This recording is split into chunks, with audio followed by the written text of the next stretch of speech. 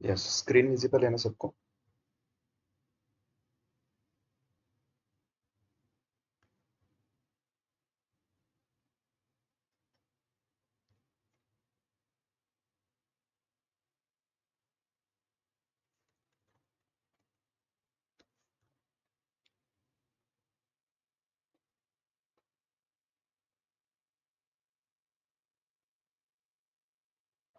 ठीक है, तो चलो स्टार्ट करते हैं।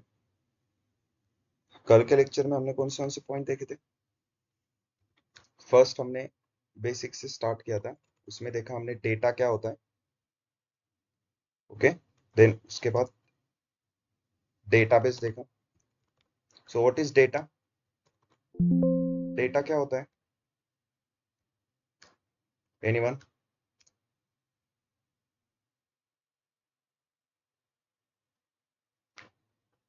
यस। गाइस देखो, आज का सेशन सिर्फ ऑनलाइन है, इसलिए सेशन को थोड़ा इंटरेक्टिव रखो, ठीक है? नहीं तो सिर्फ मैं बात कर रहा हूँ तो आप बोर हो जाओगे।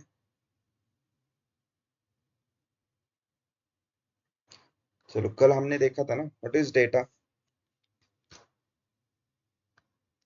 डेटाबेस क्या होता है? raw information यस, डेटा मतलब raw. where we store data. Raw, where we store data. Right. Database मतलब where we store the data, right. एक स्टोरेज यूनिट है जिसमें हम डेटा को स्टोर कर रहे हैं, ठीक है। उसके बाद हमने डेटाबेस का एक टाइप देखा था। कौन सा टाइप था वो? डेटाबेस का टाइप जो देखा था हमने, वो कौन सा टाइप था? RDBMS. Relational database. Okay, so what is relational database?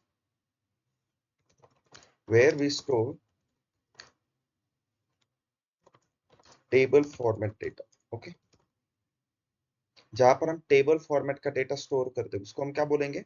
Relational database. Then उसके बाद हमने एक डीबीएमएस करके कंसेप्ट देखा था। सो डीबीएमएस क्या होता है? DBMS stands for Database Management System, right? So it is a software that we use to interact with the database. Okay?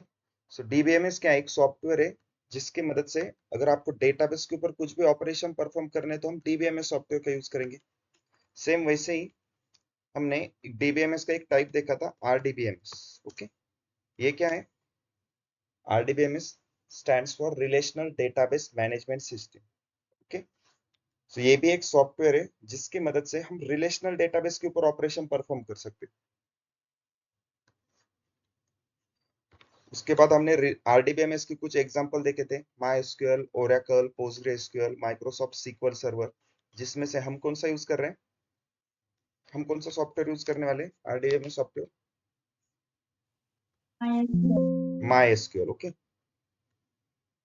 तो ये हमारा मायस्क्यूएल सॉफ्टवेयर है जो कि हम यूज करने वाले रिलेशनल डेटाबेस को मैनेज करने के लिए। लेकिन हम देखो, इस सॉफ्टवेयर के थ्रू हम क्या करेंगे? रिलेशनल डेटाबेस के ऊपर ऑपरेशन परफॉर्म करेंगे। लेकिन इस सॉफ्टवेयर से हमें क्या काम करके लेना है उसको बताने, इंस्ट्रक्शन करने के लिए एक लैंग्वेज लगेगी। और वो लैंग्वेज कौन सी है? SQL. So SQL stands for structure query language. Okay, इस लैंग्वेज के थ्रू हम माई एसक्यूएल सॉफ्टवेयर को इंस्ट्रक्शन देंगे। फिर उसके बाद ये सॉफ्टवेयर रिलेशनल डेटाबेस के ऊपर ऑपरेशन परफॉर्म करेगा या फिर रिलेशनल डेटाबेस को मैनेज करेगा। यहां तक क्लियर था सबको? यस।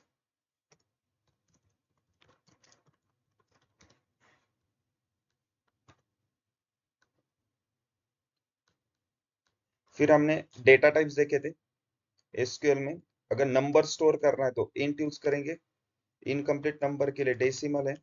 डेट वैल्यू स्टोर करने के लिए डेट करके एक डेटा टाइप है। देन स्ट्रिंग स्टोर करने है तो स्ट्रिंग के दो टाइप्स है, कैर एंड वेर कैर। ये भी बताया था कि इंटरव्यू में इसके ऊपर क्वेश्चन आता है, what is the difference between char and varchar. और फिर लास्ट में हमने एक देखा था इनम करके। अगर कुछ प्री डिफाइन ऑप्शन है आपके पास तो हम इनम डेटा टाइप यूज करें। ओके, देन उसके बाद हमने एसक्यूएल के कमांड्स देखे थे, DDL, DML, DQL, TCL and DCL। जिसमें से हमने फर्स्ट क्रिएट स्टेटमेंट स्टार्ट किया था।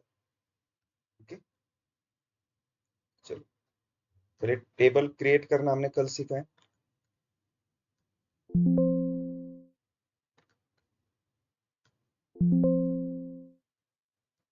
ठीक है, आप सभी को ये टास्क दिया था ना, ये चारों टेबल क्रिएट करने, एक सेल्स डेटाबेस क्रिएट करके उसको यूज करना है और उसी डेटाबेस में ये चारों टेबल क्रिएट करने।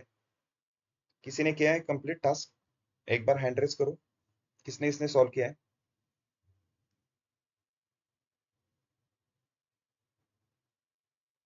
यस, एक ही स्टूडेंट ने किया क्या? दो?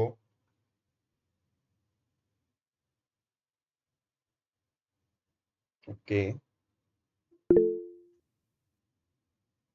चलो ठीक है, तो अब सिंपल हम स्टार्ट करते हैं। देखो, सबसे पहले हमें क्या करना था, एक सेल्स नाम का एक डेटाबेस क्रिएट करना है। तो डेटाबेस कैसे क्रिएट करेंगे, बोलो जल्दी, डेटाबेस कैसे क्रिएट करेंगे?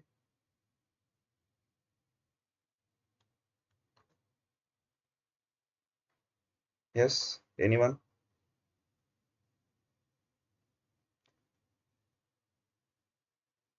create database sales.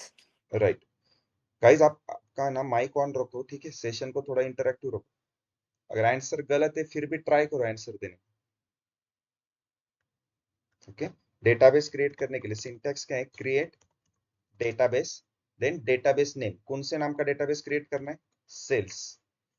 अब हर एक क्वेरी के एंड में हम क्या करते हैं, सेमीकोलन देते हैं, राइट।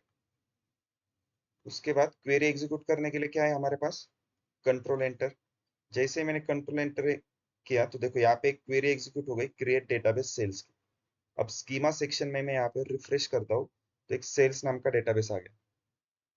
ओके, अब इस डेटाबेस को अगर आप ओपन करोगे तो इसमें देखो टेबल सेक्शन में कोई भी टेबल नहीं है। तो अभी हमें इस डेटाबेस में टेबल क्रिएट करने, लेकिन मेरे पास यहाँ पे मल्टीपल टेबल डेटाबेस है, राइट। तो इन डेटाबेस में से आपको कौन सा यूज करना है, हमें अभी सेल्स डेटाबेस यूज करके उसके ऊपर ऑपरेशन परफॉर्म करने, राइट। तो हमें इस डेटाबेस को पहले यूज करना पड़ेगा। तो उसके लिए क्या क्वेरी है, use sales. Okay,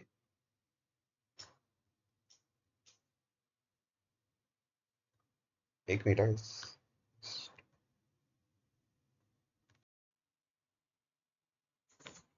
okay, database को यूज करने के बाद अब हमें क्या करना है, इस सेल्स डेटाबेस में टेबल क्रिएट करने।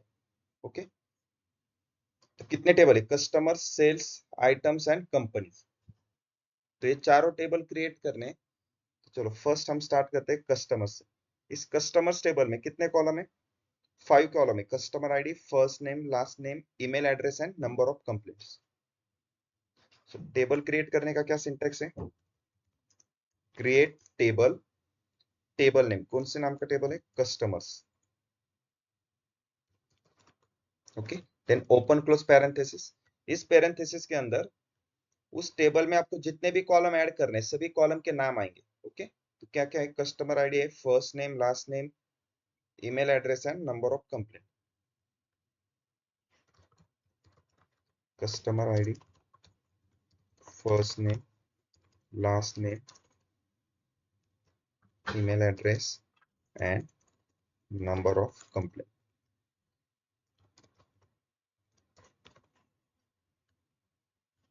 ठीक है, अब हर एक कॉलम के बाद उसका डेटा टाइप आएगा। मतलब जैसे कस्टमर आईडी कॉलम है, इस कॉलम में आपको कौन सी वैल्यू स्टोर करनी है, कौन से टाइप की वैल्यू स्टोर करनी है, तो फिर उसके हिसाब से हमें हर एक कॉलम का डेटा टाइप भी मेंशन करना पड़ेगा। तो कस्टमर आईडी में आप क्या स्टोर करोगे, बोलो कस्टमर आईडी का डेटा टाइप क्या आएगा?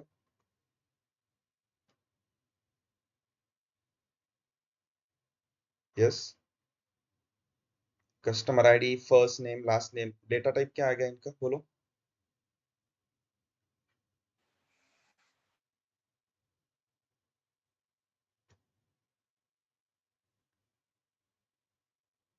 यस, आप सिर्फ लेक्चर अटेंड करने के लिए आए हो क्या?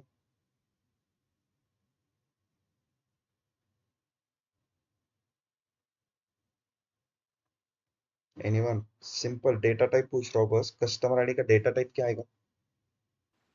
इंटीजर। इंटीजर। क्योंकि हमें उस कॉलम में क्या वैल्यू, इंटीजर। नंबर स्टोर करना है तो integer, right. First name last name string store करना है, क्या आएगा? varchar, varchar आएगा, right? Right, varchar। Then last name का varchar, varchar। उसके बाद email address varchar, email address का varchar, भी क्या आएगा? varchar। ओके, अब यहाँ पे मैं 40 यूज कर रहा हूँ। इस 40 का मतलब क्या होता है कि वो 1 से लेके 40 कैरेक्टर तक कोई भी वैल्यू स्टोर कर सकता है। ओके,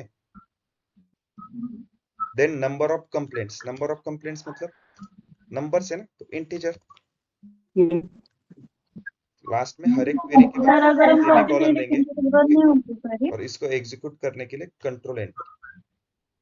देखो यहाँ पे अगर स्कीमा सेक्शन में रिफ्रेश करता हूँ तो टेबल सेल्स डेटाबेस में टेबल सेक्शन के अंदर एक कस्टमर टेबल एक क्रिएट हो गया। उस टेबल को सिलेक्ट करने के बाद हमें यहाँ पे इसका स्ट्रक्चर दिखेगा पूरा, मतलब टेबल का नाम क्या है, उसमें कितने कॉलम्स है, उसका डेटा टाइप, हर एक कॉलम का डेटा टाइप कौन सा है। ओके, अब इस क्वेरी को रिफॉर्मेट करने के लिए सिंपल क्वेरी को सिलेक्ट करो, उसके बाद ये आइकॉन दिख रहा है ब्रश जैसे एक सिंबल है, उसको सिलेक्ट करो तो देखो क्वेरी रिफॉर्मेट हो जाएगी।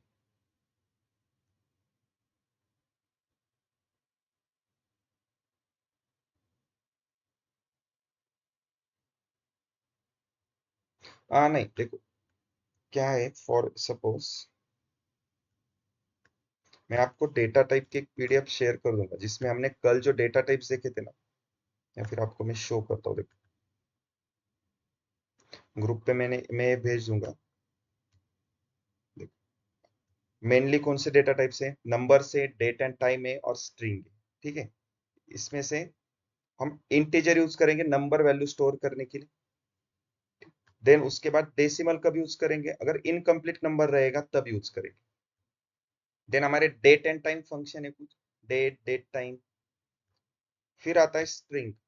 स्ट्रिंग में देखो क्या होता है, एक है कैर, दूसरा है वैर।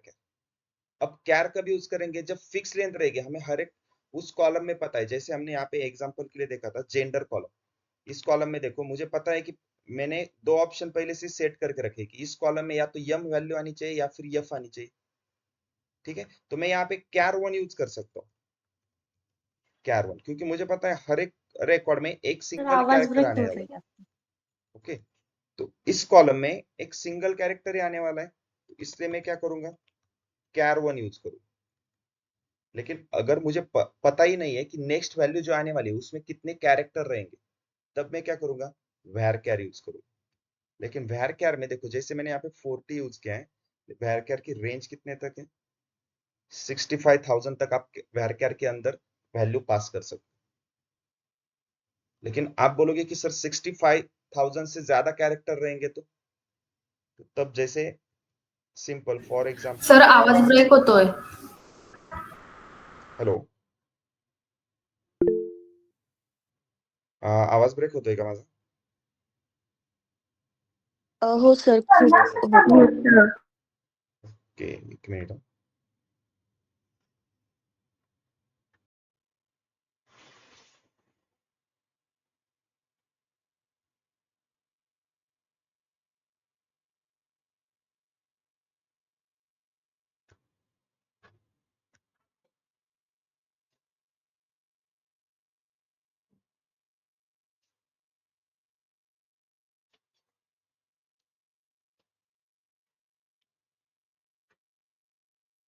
ओके, आता येतोय आवाज सर्वांना? Hello,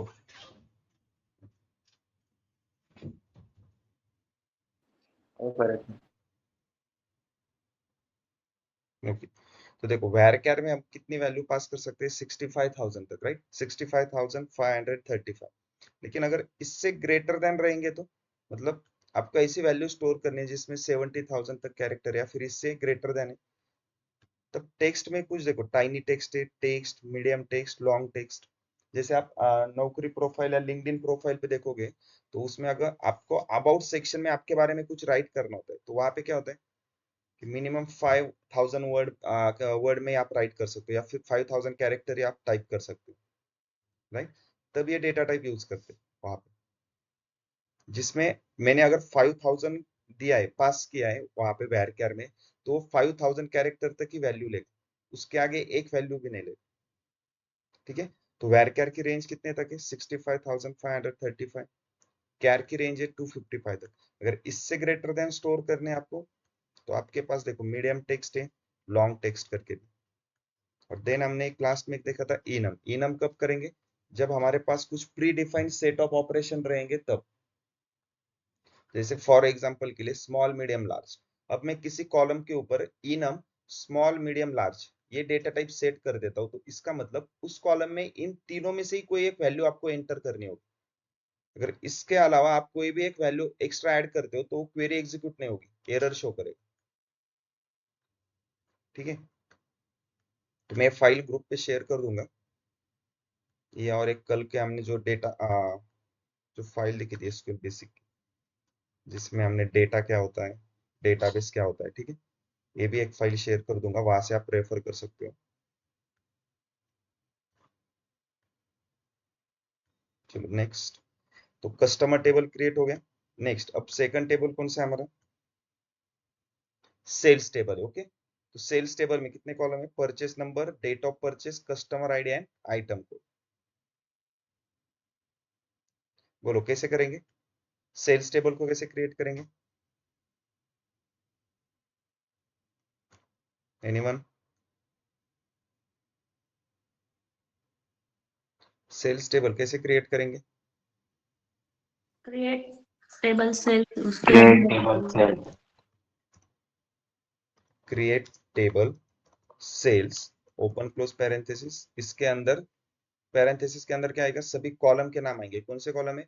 purchase number, date of purchase, customer ID and item code. चलो,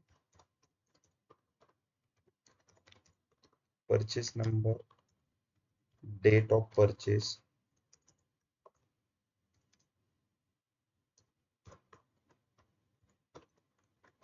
customer ID and item code.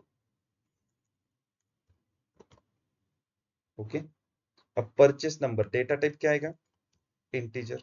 Date of purchase मतलब डेट वैल्यू स्टोर करनी है तो date. Customer ID data type क्या आएगा? इंटीजर। उसके बाद यहाँ पे आइटम कोड है। अब आइटम कोड देखो, हर एक प्रोडक्ट के पीछे एक बार कोड रहता है, तो यहाँ पर कंसिडर करो कि वो अल्फा, जैसे बार कोड कैसे रहता है? अल्फा न्यूमेरिक रहता है ना, मतलब उसमें कैरेक्टर भी आएंगे, नंबर्स भी आएंगे, तो यहाँ पे मैं varchar कंसिडर करता हूँ। लास्ट में सेमीकोलन। फिर से इसको रीफॉर्मेट करेंगे सिलेक्ट करके, देन एग्जीक्यूट करो। स्कीमा सेक्शन में रिफ्रेश करने के बाद देखो सेल्स डेटाबेस के अंदर एक सेकंड टेबल क्रिएट हो गया, सेल्स। अब इस टेबल को सिलेक्ट करता हूं तो यहाँ पे उसका स्ट्रक्चर शो हो रहा है।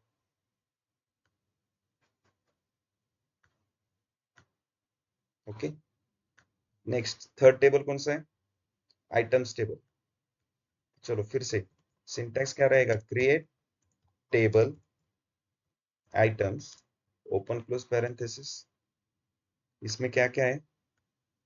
आइटम कोड है, आइटम है, यूनिट प्राइस है and company ID. Item code, ठीक है, इसको भी हम varchar करेंगे।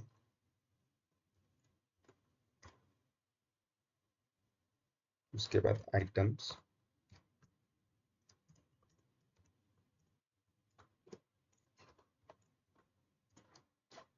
देन यूनिट प्राइस,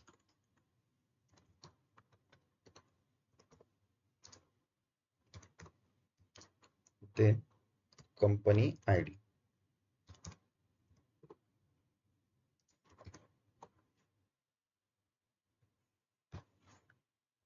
से इसको भी रीफॉर्मेट कर लो, देन एग्जीक्यूट करेंगे। देखो एक थर्ड टेबल क्रिएट हो गया आइटम्स करके। अब लास्ट टेबल कौन सा है? कंपनी टेबल, जिसमें 3 कॉलम है, company ID, company name and headquarters phone number. Create table companies open close parenthesis, जिसमें फर्स्ट कॉलम आएगा company ID, integer, company name varchar, और हेडक्वार्टर्स फोन नंबर।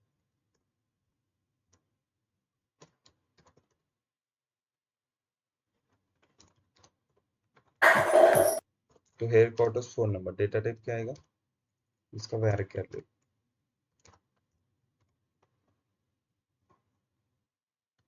फिर से क्वेरी को रिफॉर्मेट करेंगे, लास्ट में सेमीकोलन, क्वेरी को एग्जीक्यूट करो, स्कीमा सेक्शन में रिफ्रेश करने के बाद सेल्स डेटाबेस में चारों टेबल क्रिएट हो गए।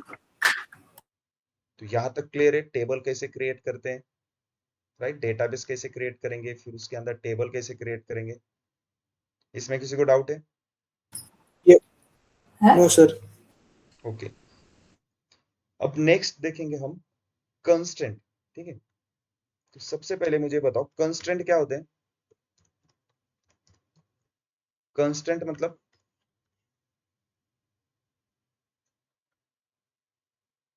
Yes, anyone?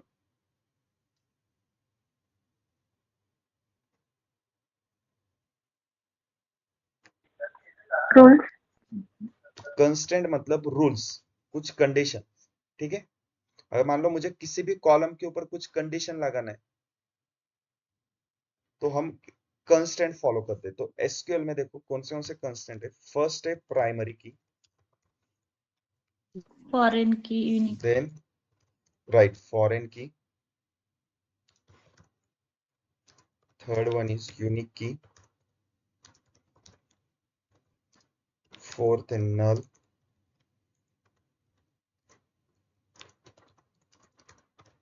नॉट नल,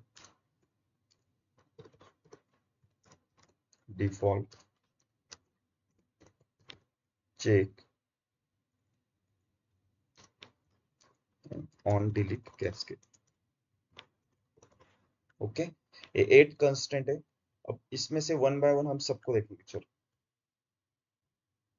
तो फर्स्ट स्टार्ट करते हैं नल एंड नॉट नल से। ठीक है,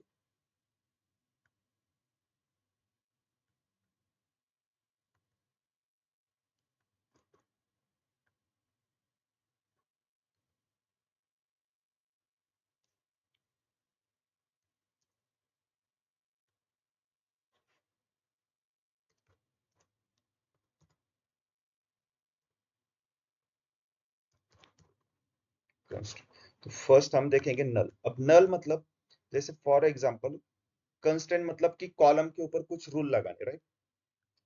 तो अगर मैं किसी कॉलम के ऊपर नल कंस्ट्रेंट लगाता, जैसे फॉर एग्जांपल यहाँ पे बर्थ डेट कॉलम के ऊपर मैंने नल का कंस्ट्रेंट लगा दिया।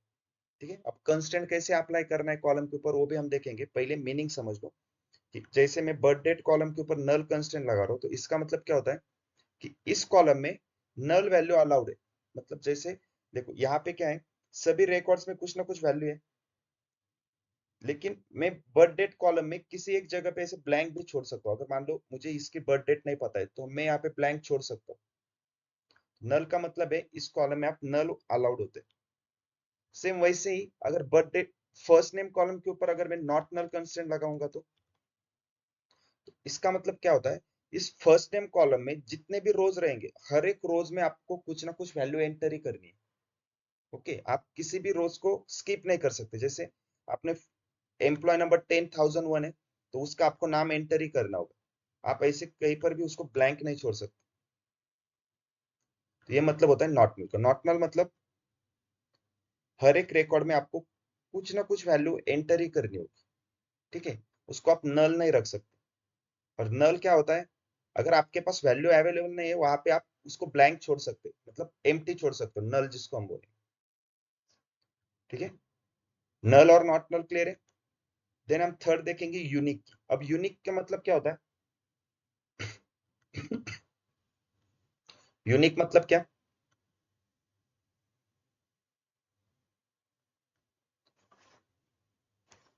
यस, यूनिक का मीनिंग बताएगा कोई?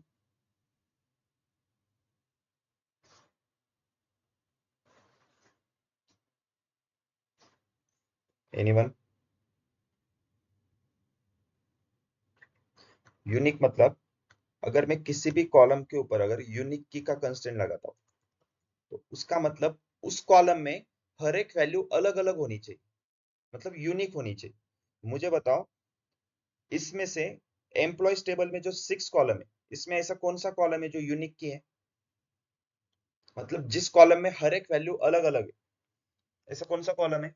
Employ number, employee number, employee number. क्यों एम्प्लॉय नंबर? देखिए यहाँ पे तो birth date, first name, last name मुझे सभी यूनिक दिख रहे हैं। हर एक देखो, फर्स्ट नेम में भी देखो ना, जितने भी रिकॉर्ड है हर एक रिकॉर्ड की वैल्यू अलग अलग है, हर एक नाम अलग अलग है। देन एम्प्लॉय नंबर ही क्यों? सर आवाज ब्रेक होतोय तुमचा.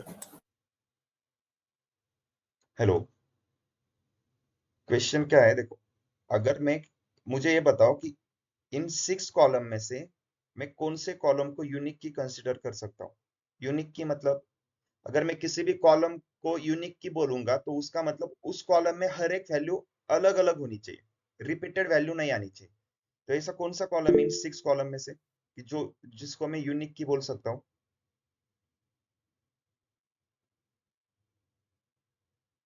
यस, इन 6 कॉलम में से ऐसा कौन सा कॉलम है जिसको मैं यूनिक की बोल सकता हूँ? सर ऑडिबल नहीं है तुम्हें? Hello, sir voice breaking. आवाज नहीं येते सर. सर आवाज ब्रेक होतोय.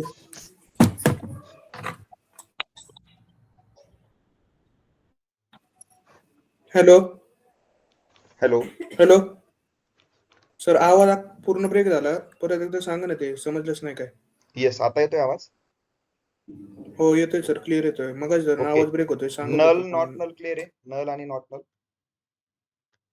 सांगा ना सर एकदा परत. देखो, नल क्या होता है? सिंपल, सबसे पहले देखो हम क्या देख रहे हैं, कंस्ट्रेंट देख रहे हैं। कंस्ट्रेंट मतलब कुछ रूल्स लगा अप्लाई करने, ठीक है। मुझे किसी भी कॉलम के ऊपर अगर कुछ रूल्स लगाने हैं ना, तो हमारे पास कितने रूल है? ये 8 टाइप्स के रूल है, ठीक है। तो जिसमें से हम फर्स्ट देखेंगे null and not null.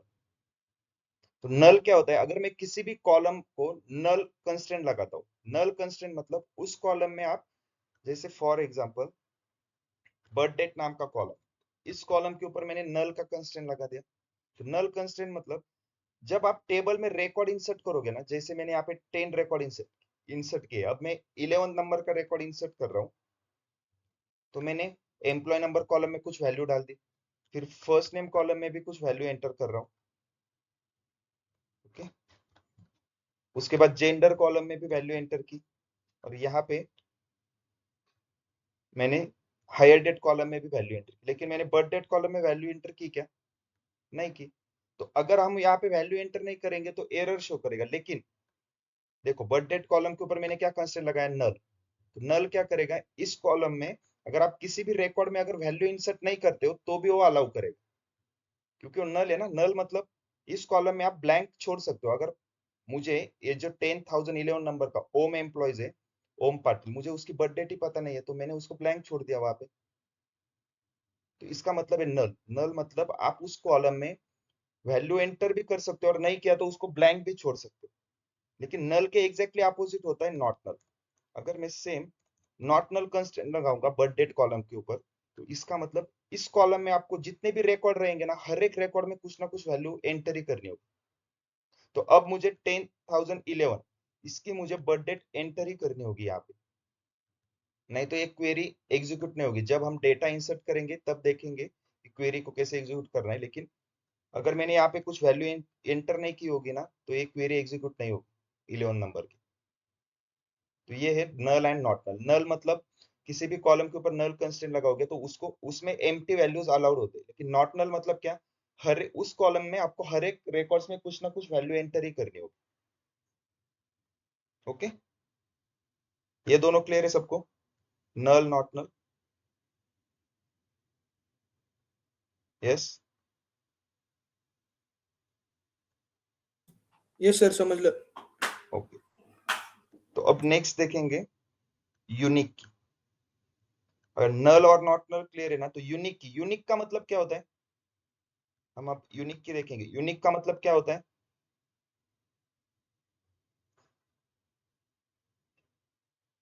Anyone? Something different. Unique की मतलब हर, देखो फॉर एग्जांपल, जैसे मैं अगर एम्प्लॉय नंबर कॉलम के ऊपर यूनिक की का कंस्ट्रेंट लगा रहा हूं, अगर मैंने एम्प्लॉय नंबर, ये जो कॉलम है इसके ऊपर मैंने एक रूल लगाया कि ये कॉलम यूनिक की होना चाहिए। यूनिक की मतलब इस कॉलम में हर एक वैल्यू अलग अलग होनी चाहिए। अगर जैसे मैंने यहाँ पे एक नेक्स्ट रिकॉर्ड एंटर किया 10,001 का, फिर से तो देखो 10,001 यहाँ पे आ गया था ना एक बार, तो मैं दोबारा इसको एंटर कर रहा हूँ तो ये क्वेरी एग्जीक्यूट नहीं होगी। क्यों नहीं होगी? क्योंकि उसके ऊपर मैंने एक रूल लगाया कि ये कॉलम यूनिक की होना चाहिए। यूनिक की मतलब इस कॉलम में जितने भी वैल्यूज आएंगी हर एक वैल्यू अलग अलग होनी चाहिए। लेकिन यहाँ पे रिपीटेड हो रहा है तो ये क्वेरी आपकी एग्जीक्यूट नहीं करेगी। यूनिक की समझ में आ गया? तो मुझे अब ये बताओ कि ये जो एम्प्लॉय टेबल में जो 6 कॉलम है, इन 6 कॉलम में से मैं कौन से कॉलम को यूनिक की बोल सकता हूँ? ऐसा कौन सा कॉलम दिख रहा है आपको जिसमें हर एक वैल्यू यूनिक है? Employee number. एम्प्लॉय नंबर क्यों? मुझे तो बर्थ डेट भी यूनिक लग रहा है, फर्स्ट नेम, लास्ट नेम और हायर डेट भी लग रहा है। जेंडर को छोड़ दो, जेंडर यूनिक नहीं है। देखो जेंडर में यम यम यम यफ यफ वैल्यू रिपीटेड हो रही है ना, तो ये इसको हम यूनिक की नहीं बोल सकते। लेकिन जेंडर को छोड़ के बाकी जो 5 कॉलम है, हर एक कॉलम में मुझे वैल्यू डिफरेंट लग रही है। हर एक रो में देखो कहीं पर भी कोई वैल्यू रिपीट पर नहीं हो रही। डेटा ऐड करेंगे तो रिपीट हो सकता है। राइट। देखो अभी हमारे पास क्या है, सैंपल डेटा है, थोड़े ही रिकॉर्ड है तो, लेकिन हमें पता नहीं ना कि फर्स्ट नेम कॉलम में अगर आगे जाके जो हम एम्प्लॉय ऐड करने वाले उसका नाम रिपीट हो सकता है, मे बी लास्ट नेम भी रिपीट हो सकते हैं। जैसे एज्यूम करो एक कंपनी का डेटा सेट है, ठीक है, एक कंपनी में एक ही नाम के अलग अलग मल्टीपल एम्प्लॉयज हो सकते हैं ना। जैसे फॉर एग्जांपल आप टीसीएस कंपनी में जाओगे तो उसमें शुभम नाम के मल्टीपल एम्प्लॉयज हो सकते हैं ना। क्या ऐसा कुछ रूल्स है एक नाम का एक ही एम्प्लॉय काम करेगा? नहीं। तो मैं फर्स्ट नेम और लास्ट नेम कॉलम के ऊपर यूनिक की का कंस्टेंट नहीं लगा सकता। बर्थ डेट के ऊपर भी नहीं लगा सकता। बर्थ डेट भी रिपीटेड हो सकती है ना। मान लो ये स्टार्टिंग के 2 एम्प्लॉयज, इनकी बर्थ डेट सेम ही रहेगी तो इसलिए बर्थ डेट कॉलम भी नहीं रहेगा। हायर डेट कॉलम, इसके ऊपर भी यूनिक की कंस्टेंट नहीं लगा सकता, क्योंकि मान लो कंपनी ने एक ही दिन पे 10 लोगों को हायर किया है, तो उस 10 लोगों के सामने सेम डेट आएगी ना, हायर डेट। तो हायर डेट कॉलम को यूनिक की कर सकते हैं क्या? नहीं। तो देखो एम्प्लॉयज को अलग से आइडेंटिफाई करने के लिए या फिर आप यूनिक की कंस्टेंट कौन से कॉलम के ऊपर लगा सकते हो? जैसे हमारे पास अगर आधार एम्प्लॉय नंबर है, नंबर पैन कार्ड नंबर है, मोबाइल नंबर है, ये हर एक का अलग अलग रहेगा ना, यूनिक हो सकता है ना। यस। लेकिन यूनिक की का एक और रूल है। देखो यूनिक की कैसे है, combination of unique and null. मतलब जिस कॉलम के ऊपर मैं यूनिक की का कंस्ट्रक्ट लगाऊंगा उसमें हर एक वैल्यू अलग अलग होनी चाहिए। लेकिन कहीं पर अगर किसी की वैल्यू आपको पता नहीं है तो वहां पे आप नल भी छोड़ सकते हो। और नल हमने देखा है ना, नल क्या होता है, आप ब्लैंक भी छोड़ सकते हो। तो यूनिक की क्या होता है, यूनिक एंड नल होता है। तो पे क्लियर है, unique key, null, not null. Yes. Yes sir. Okay. तो अब मेरा एक क्वेश्चन है, मुझे यहाँ पे जो 10,001 नंबर का जो एम्प्लॉय, ठीक है, उसका नाम क्या है, जॉर्जी फैसेलो। तो मुझे इसकी सैलरी बताओ कितनी है। एम्प्लॉयज टेबल में जो 10,001 नंबर का जो एम्प्लॉयज है जॉर्जी फैसेलो, उसकी सैलरी कितनी है, कोई बताएगा मुझे?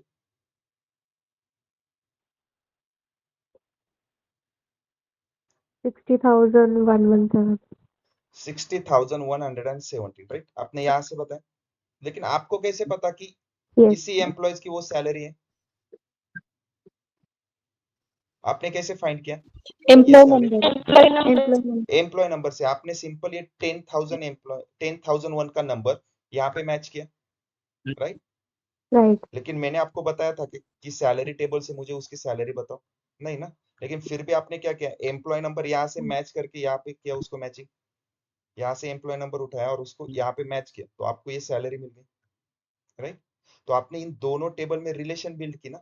आप क्या बोल रहे हो कि ये 10,001 और ये 10,001 दोनों सेम ही है। यस। तो ये रिलेशन किसके बेसिस पे बिल्ड किया आपने? टॉपिक का नाम है प्राइमरी की एंड फॉरेन की। सबसे इंपॉर्टेंट टॉपिक है और इसी के ऊपर आपका पूरा एसक्यूएल बेस्ड है। ओके।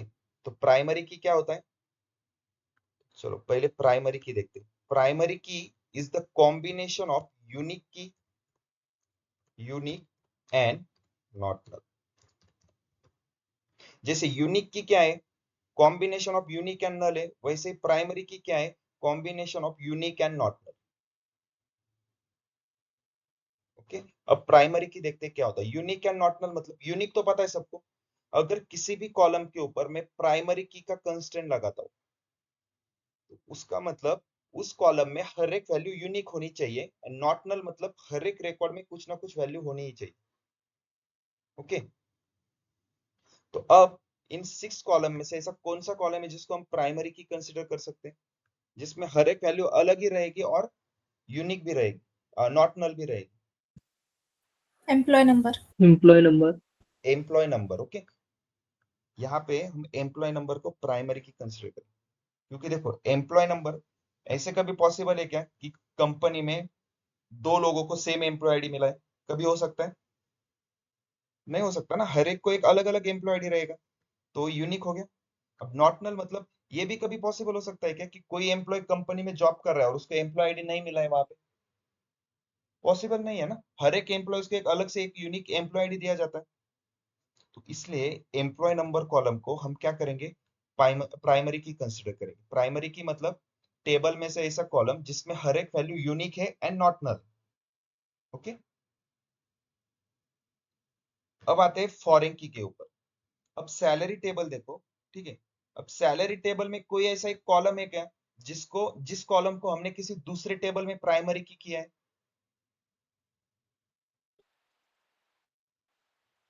सैलरी एम्प्लॉय टेबल में नंबर। कौन सा कॉलम है? Employee number. तो इस एम्प्लॉय नंबर कॉलम को सैलरी टेबल में हम बोलेंगे फॉरेन की। फॉरेन की मतलब टेबल में से ऐसा कॉलम जिस कॉलम का रेफरेंस आप दूसरे कॉलम से ले रहे हो, दूसरे टेबल में से, और जो दूसरे टेबल में प्राइमरी की है। तो यहाँ पे देखो सैलरीज टेबल में एम्प्लॉय नंबर का कॉलम जो है वो एम्प्लॉयज टेबल में क्या है, यहाँ पे प्राइमरी की है ना, तो वहां पे सैलरीज टेबल में एम्प्लॉय नंबर को हम बोलेंगे फॉरेन की। तो एम्प्लॉयज टेबल में एम्प्लॉय नंबर प्राइमरी की हो गया, सैलरीज टेबल में एम्प्लॉय नंबर फॉरेन की हो गया, तो इन दोनों में रिलेशन बिल्ड हो गई। अब ये प्राइमरी की का कॉलम है, ये फॉरेन की का कॉलम है, इससे क्या हो जाएगा कि आप ये बोल सकते हो कि ये जो 10,001 एम्प्लॉय है ना, एम्प्लॉय नंबर, उसी की सैलरी का रिकॉर्ड ये है 10,001, और यहाँ पे देखो 10,001 रिपीटेड हो रहा है। तो फॉरेन की के लिए ऐसी कुछ कंडीशन नहीं है कि वो यूनिक ही होना चाहिए, नॉट नल ही होना चाहिए, वो सिर्फ प्राइमरी की के लिए। लेकिन यहाँ पे मुझे बताओ एम्प्लॉय नंबर 10,001 ये रिपीटेड क्यों हो रहा है? अब ये सभी एक ही एम्प्लॉयज है या अलग अलग एम्प्लॉय है?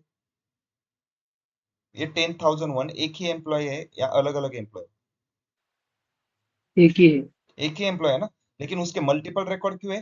क्योंकि यहाँ पे अगर डेटा देखोगे आप अच्छे से तो देखो ईयर वाइज सैलरी चेंज हो रही है। फर्स्ट ईयर 1986 से 1987 तक उसकी सैलरी कितनी थी? 60,170। नेक्स्ट ईयर सैलरी इंक्रीज होकर 62,000 हो गई। मतलब ईयर वाइज सैलरी दी है ना, उसकी इंक्रीमेंट कितने से हो रही है, सैलरी कैसे इंक्रीज हो रही है। वैसे हर एक एम्प्लॉयज का देखो 10,002 के भी मल्टीपल रिकॉर्ड है, 10,003 के भी मल्टीपल रिकॉर्ड है। इसका मतलब फॉरेन की के लिए ऐसे कुछ नहीं है कि वो यूनिक ही होना चाहिए या नॉट नल होना चाहिए, लेकिन हाँ primary key should be unique and not null. Okay, ये क्लियर है? Primary key, foreign key, unique key, null, not null. तो अब देखते हैं कि इन कंस्ट्रेंट को यस सर। कॉलम के ऊपर कैसे अप्लाई करना है वो देखेंगे। ओके, कंस्ट्रेंट मतलब क्या? रूल्स, और रूल्स हमें किसके ऊपर लगाने? कॉलम के ऊपर। तो अब देखते हैं कि हम कॉलम के ऊपर रूल्स कैसे लगाएं। ठीक है, तो देखो बाद में डिफॉल्ट चेक कंस्ट्रेंट और ऑन डिलीट कैस्केड ये हम बाद में देखेंगे, जैसे हमारा सिलेबस आगे जाता रहेगा तब देखेंगे। ठीक है, बाद में 2-3 लेक्चर में हम बाद में देखेंगे। पहले बस इतना ही समझ लो, primary key, foreign key, unique key, null and not नल। ठीक,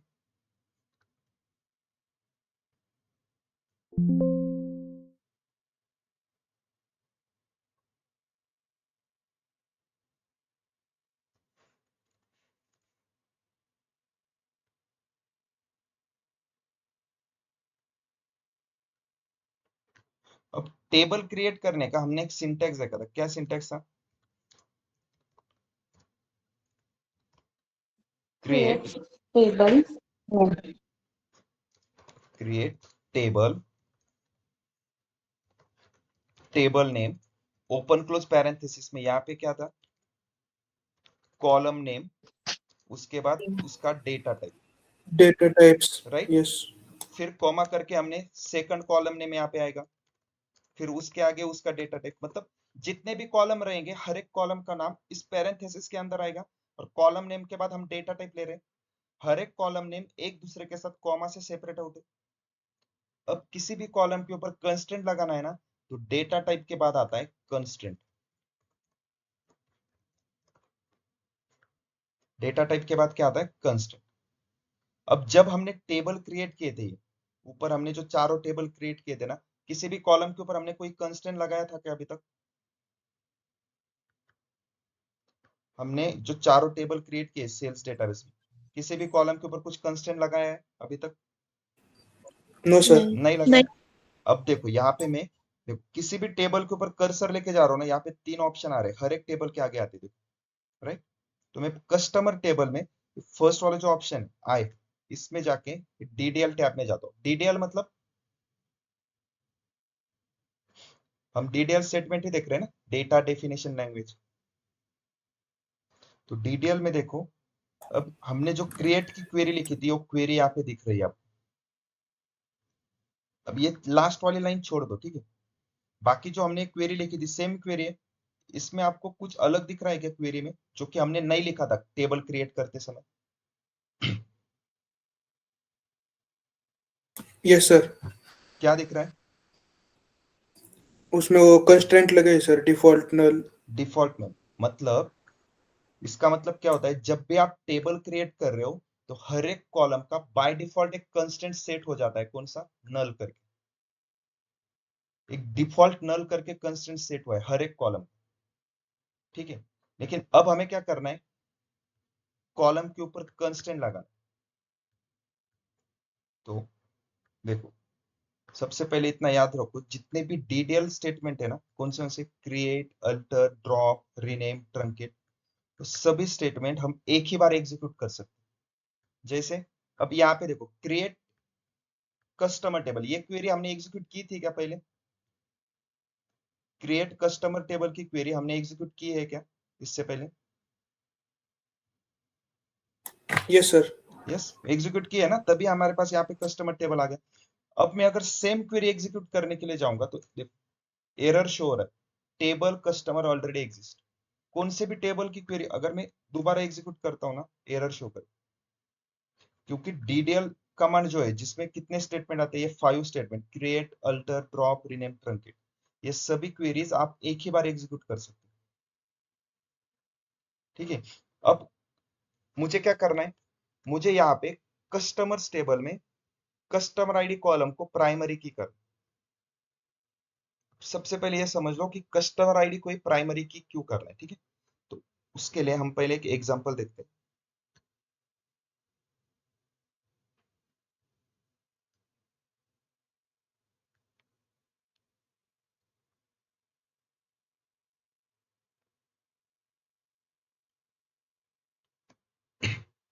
ओके, तो यहाँ पे मैंने चारों टेबल में कुछ ना कुछ डेटा फिल किया। ये चारों टेबल वही है जो हमने यहाँ पे क्रिएट किए, customers, companies, item and sales table.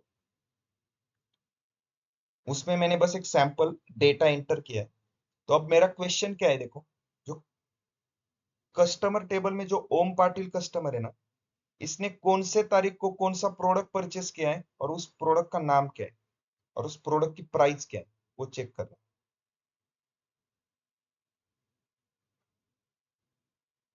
ठीक है। ये जो ओम पाटिल नाम का जो कस्टमर है, इस कस्टमर ने, ओम पाटिल ने, कौन से डेट को कौन सा प्रोडक्ट परचेस किया है, उस प्रोडक्ट का प्राइस कितना है और वो कौन से कंपनी का प्रोडक्ट है, इसका मुझे आंसर चाहिए। बोलो, ओम पाटिल ने कौन सा प्रोडक्ट परचेस किया है? Mobile phone. Mobile phone. Om Patil ने, ठीक है, मोबाइल फोन क्या है, चलो मोबाइल फोन लिखता हूं मैं यहाँ पे। कौन से डेट को परचेस किया है मोबाइल फोन? 1 जनवरी 2025।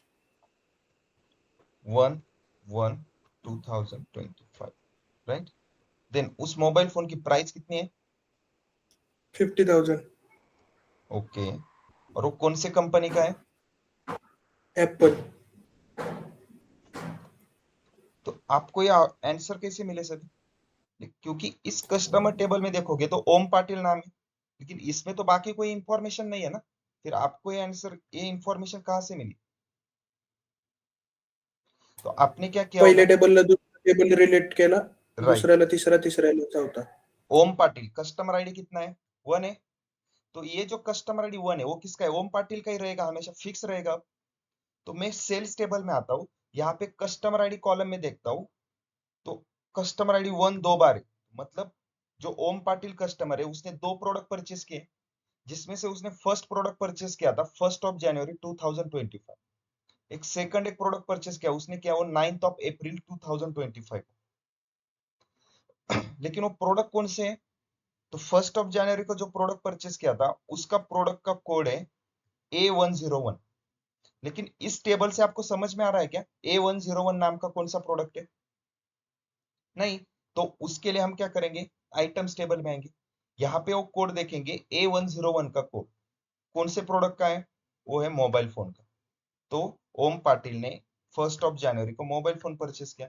अब उस मोबाइल फोन की प्राइस कितनी है? 50,000। तो यहाँ पे प्राइस आ गई 50,000। लेकिन मोबाइल फोन तो कौन से भी कंपनी का हो सकता है ना, मुझे क्या फाइंड करना है? ओम पाटिल ने कौन सी कंपनी का लिया? तो यहाँ पे उसके आगे कंपनी आईडी दी है, देखो क्या है? I101। और I101 आईडी की कौन सी कंपनी है? यहाँ पे देखो एप्पल कंपनी। तो अब क्लियर हो गया, हमने क्या किया? टेबल के बीच में रिलेशन बिल्ड की ना। रिलेशन क्यों बोल रहा हूं मैं? क्योंकि आपने क्या किया? ओम पाटिल उसका कस्टमर आईडी 1 है, और यही 1 आपने यहाँ पे 1 मैच किया ना। तो आप क्या बोल रहे हो? ये 1 और यहाँ पे जो 1 है वो दोनों सेम ही है, तो इन दोनों टेबल में रिलेशन हो गई। उसके बाद यहाँ पे जो A101 आइटम कोड है और A101 ये वाला आइटम कोड, आप बोल रहे हो कि ये दोनों सेम ही है, तो इसका मतलब ये दोनों टेबल में रिलेशन हो गए। फिर कंपनी आईडी यहाँ से आपने यहाँ पे मैच किया, तो ये दोनों आप टेबल में रिलेशन बोल रहे हो। तो ये रिलेशन कौन से बेसिस पे हम करते हैं? टेबल के बीच में रिलेशन कौन से बेसिस पे करते हैं हम? यूजिंग प्राइमरी की एंड फॉरेन की। मुझे ये बताओ कस्टमर टेबल में कौन सा कॉलम है जो प्राइमरी की है?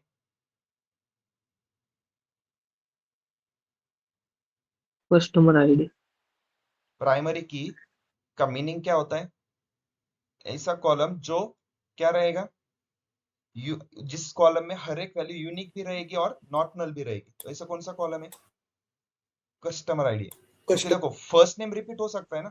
अब यहाँ पे ओम नाम है, आगे जाके कोई एक ना कस्टमर आ सकता है जिसका सेम नाम रहेगा ओम, ये रिपीट हो सकता है। लास्ट नेम भी रिपीट हो सकता है। हाँ, ईमेल एड्रेस रिपीट हो सकता है क्या कभी? नहीं ऐसे सर. कभी पॉसिबल है क्या एक ही ईमेल 2-3 लोगों को मिला है? ये पॉसिबल नहीं है ना। तो ईमेल एड्रेस को, हर एक ईमेल एड्रेस को अलग अलग रखने के लिए हम इसके ऊपर क्या कंस्ट्रेंट लगा सकते हैं? यूनिक. यूनिक की का लगा सकते हैं ना। यस. अब देखो कस्ट ईमेल एड्रेस को हम प्राइमरी की नहीं लगा सकते हैं, इसको यूनिक की ही लगा सकते हैं। यूनिक की मतलब हर एक वैल्यू अलग अलग रहेगी, लेकिन उसमें नल अलाउड होते हैं ना। नल का मतलब अब आगे जाके कोई एक ऐसा कस्टमर आएगा जिसके पास ईमेल आईडी ही नहीं है, तो वहां पे आपको ब्लैंक छोड़ना होगा ना। अगर हम ईमेल आईडी को प्राइमरी की करेंगे तो प्राइमरी की मतलब वो तो अलग ही रहेगा, देखो हर एक वैल्यू अलग आएगी, लेकिन नॉट नल है ना। प्राइमरी की क्या होती है? नॉट नल, जिसमें हर एक रिकॉर्ड में आपको कुछ ना कुछ वैल्यू डालनी होगी। तो आगे जाके इन फ्यूचर में एक ऐसा कस्टमर आता है जिसके पास ईमेल आईडी ही नहीं है, तब क्या करेंगे आप? इसलिए हम ईमेल आईडी को क्या करेंगे? यूनिक की करेंगे। कस्टमर आईडी को क्या करेंगे? प्राइमरी की। अब कस्टमर आईडी अगर यहाँ पे प्राइमरी की है तो यही कॉलम किसी दूसरे टेबल में आता है, तो वहां पे हम इसको क्या करेंगे? फॉरेन की। फॉरेन की.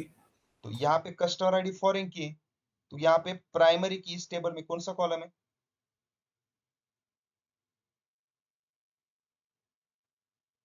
यस, इस टेबल में कौन सा कॉलम प्राइमरी की है?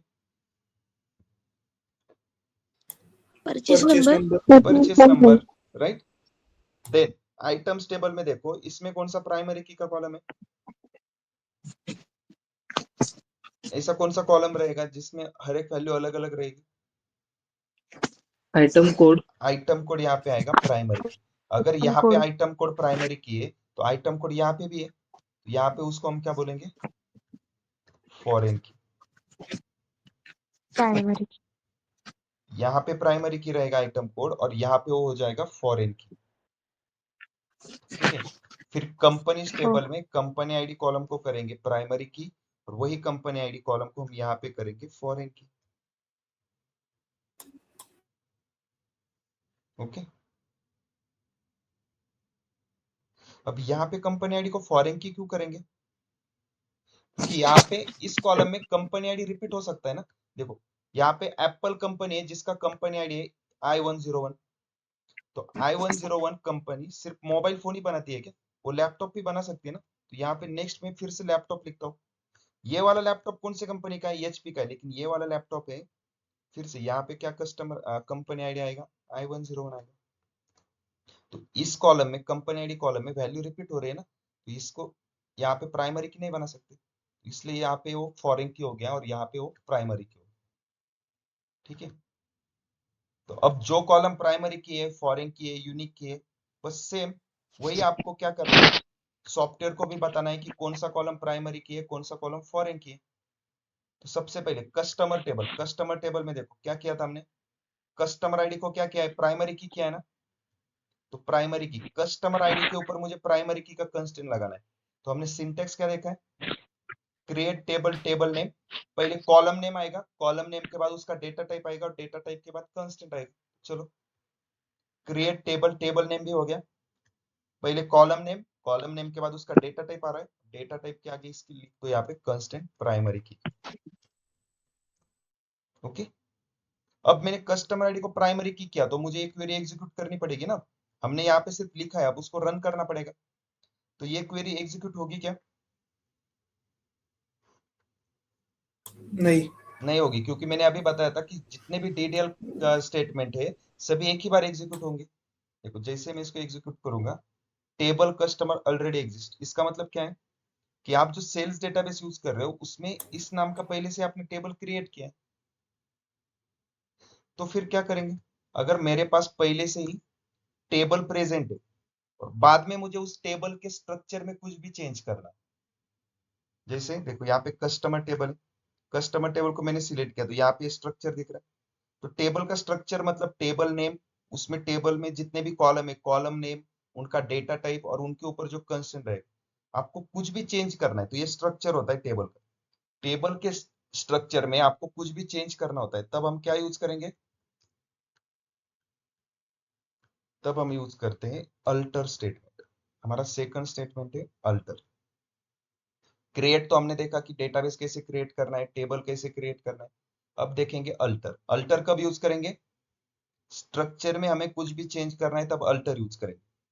अल्टर हम आपने नाम सुना है इससे पहले कहीं पे? Yes sir. कहाँ पे सुना है अल्टर नाम?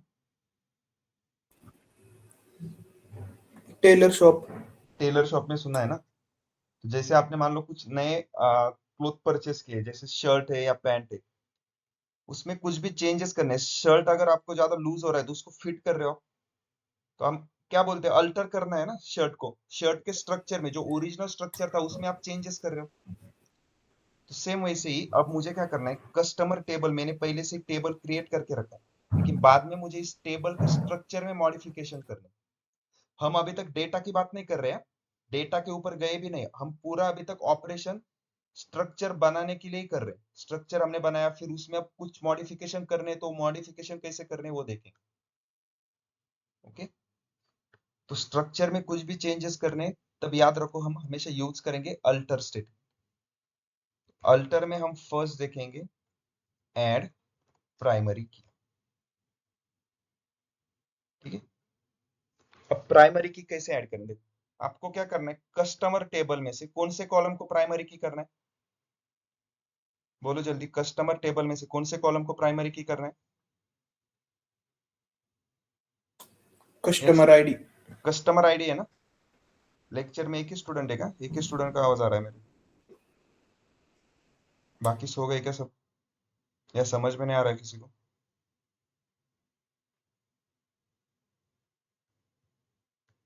ठीक है, देखो ऐड प्राइमरी की, तो कस्टमर टेबल में से कस्टमर आईडी कॉलम को प्राइमरी की करना है। तो अल्टर का सिंटेक्स क्या होता है, देखो सिंटैक्स है alter table name, okay,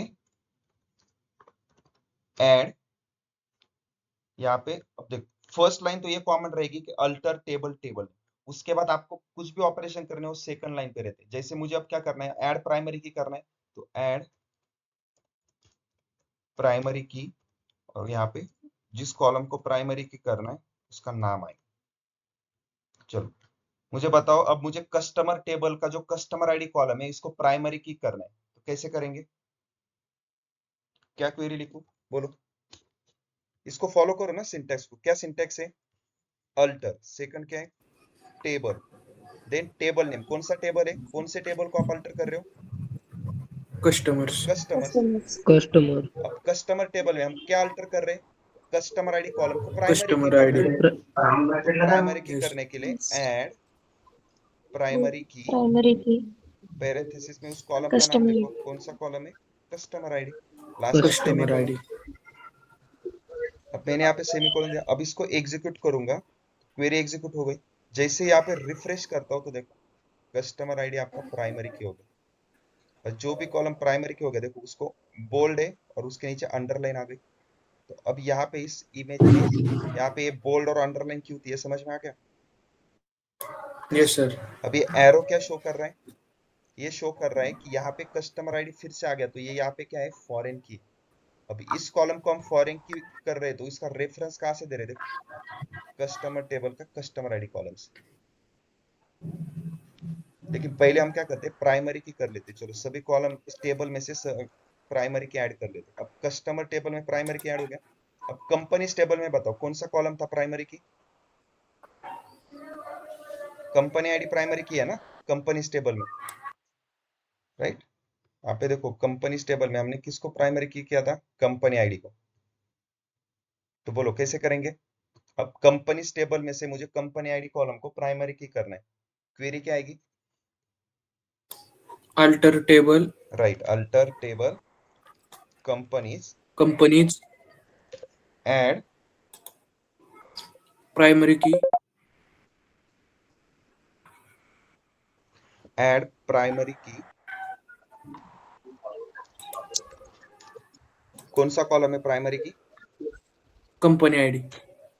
company ID.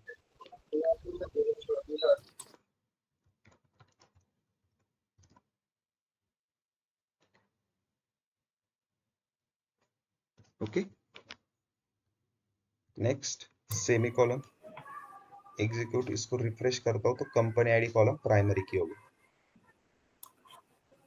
Then second items table में आइटम कोड को प्राइमरी की करना है, चलो बोलो कैसे आएगा, alter table items add items primary key, add primary key item code. Item, okay.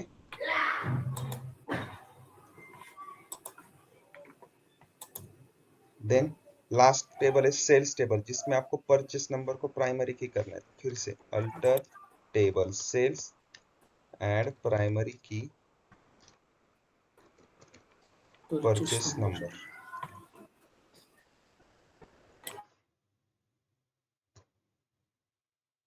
ठीक है। प्राइमरी की कैसे ऐड करते हैं, क्लियर है।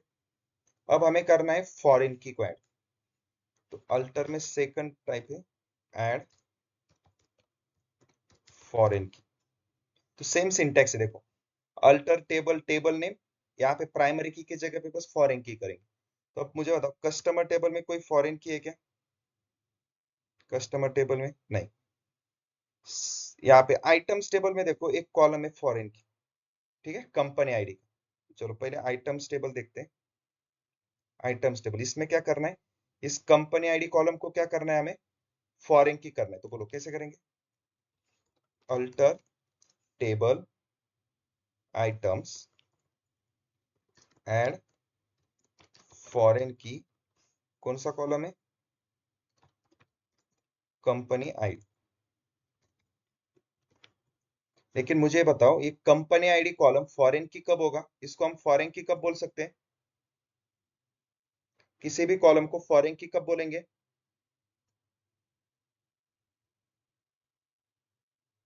यस,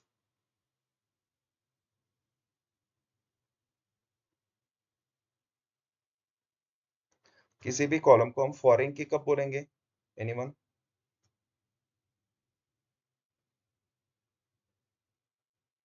आवाज आ रही है क्या सबको? हेलो? अगर वो दो कोई दूसरे कॉलम में प्राइमरी की होगी। कोई दूसरे टेबल में प्राइमरी की होगा, तो मुझे बताओ, कंपनी आईडी को मुझे फॉरेन की करना है, तो अगर मैं इस टेबल में फॉरेन की करूंगा तो इसका मतलब वो क्या होना चाहिए कि वो किसी दूसरे टेबल में प्राइमरी की होना चाहिए पहले। तो कंपनी आईडी कौन से टेबल में प्राइमरी की है? कंपनीज टेबल में। तो यहाँ पे आइटम्स टेबल में कंपनी आईडी को कि जो फॉरेन की पहले करने के लिए, कॉलम में प्राइमरी थी। तो उसको वहां पे रेफरेंस दे दो। रेफरेंसेस कहाँ से देंगे? कंपनीज टेबल का company ID column. Yes sir. इसका मीनिंग क्या होता है कि हम फॉरेन की कर रहे हैं हो सर, येतोय कंपनी आईडी आवाज. को।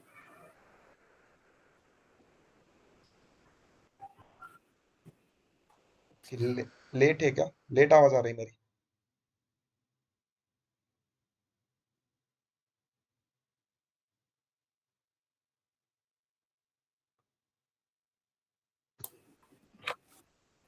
सर व्हॉइस ब्रेक होतोय तुमचा.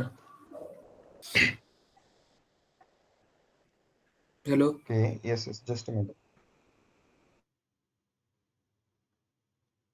आता येतोय क्लिअर आहे आवाज? नाही सर, ब्रेक होतोय.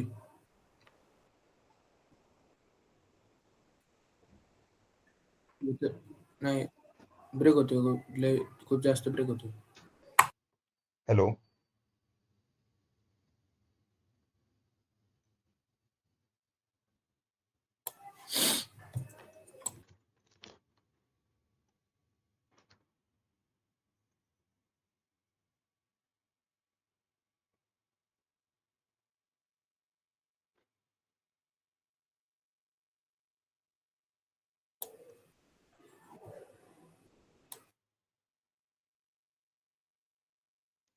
आता येतोय आवाज सर्वांना?